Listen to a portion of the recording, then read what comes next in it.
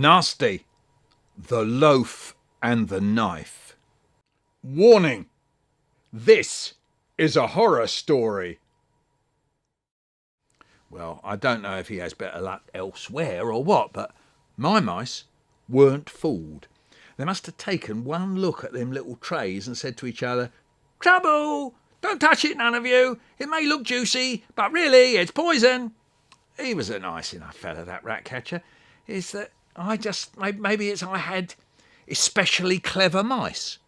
You see, what I've learned that it's no use treating mice like you would bugs and flies.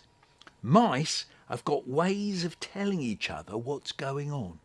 They stick together, and this is what makes them hard to beat. "So how did you get rid of them?" I said to the Bakerloo flea woman. "Look, come on, tell me. If you're going to tell me, tell me. If not, forget it." "Don't push it, son," she says. "I'll tell you if you really want me to, but I'm warning you, what I tell you might live in your head for the rest of your days like it has in mine."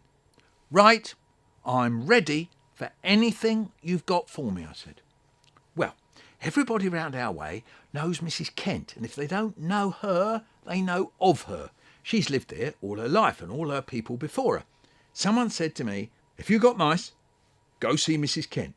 She'll fix them for you.' So, because all else had failed, that's what I done. Now, everyone knows it's never much use knocking up Mrs. Kent, because she's hardly ever in, and when she's in, she's asleep. You have to wait to catch her on the street. So one day, not long after my Superman and his little trays had come, and I was finding their trails of doings on my draining board, I saw our Mrs. Kent coming down the road. I started in on her, direct. "Hello, dear. You got away with mice, have you, Mrs. Kent?" "So what if I have?" she says. "Well, if you have," I say, "would you be feeling like doing someone a favour?" "I might, but then I might not. What's your trouble?" "I got mice," I say. "What's so wrong with that?" she said.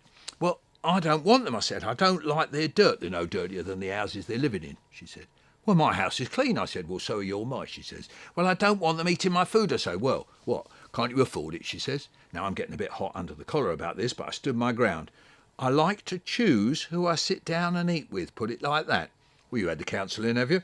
"Yes," I said. "Did it take?" she said. "Did what take?" I said. "Did the poison take?" "No," I said. "They didn't take it." "Then you got the bad uns," she said. "You got the bad uns. Yeah, they're mad, that lot."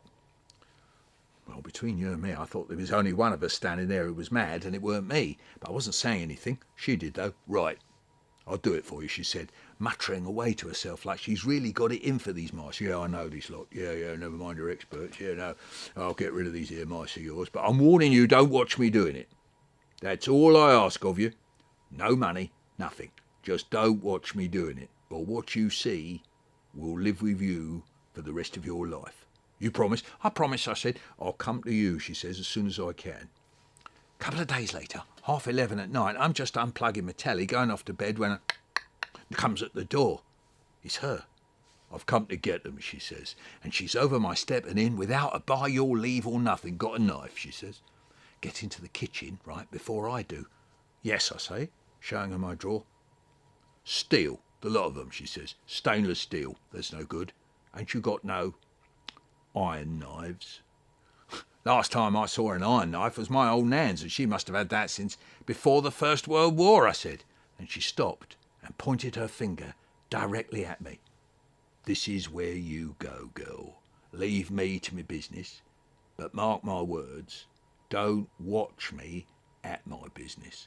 Now remember, I was on this bus late at night, and here was the Bakerloo flea woman telling the story of this other woman, and when she said Mrs. Kent pointed her finger at me, the Bakerloo flea woman pointed her finger at me. It was as if the woman I didn't know was pointing her finger at me through the arm and finger of the woman I did know. "I shut the door, leaving her my kitchen," she told me.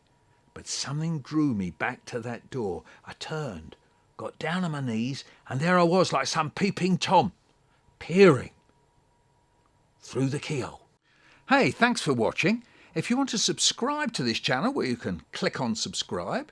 If you want to like something, just click on like. And you can leave a comment as well. That's always nice. And don't forget my website, Michael Rosen, all one word, michaelrosen.com. www.co.uk.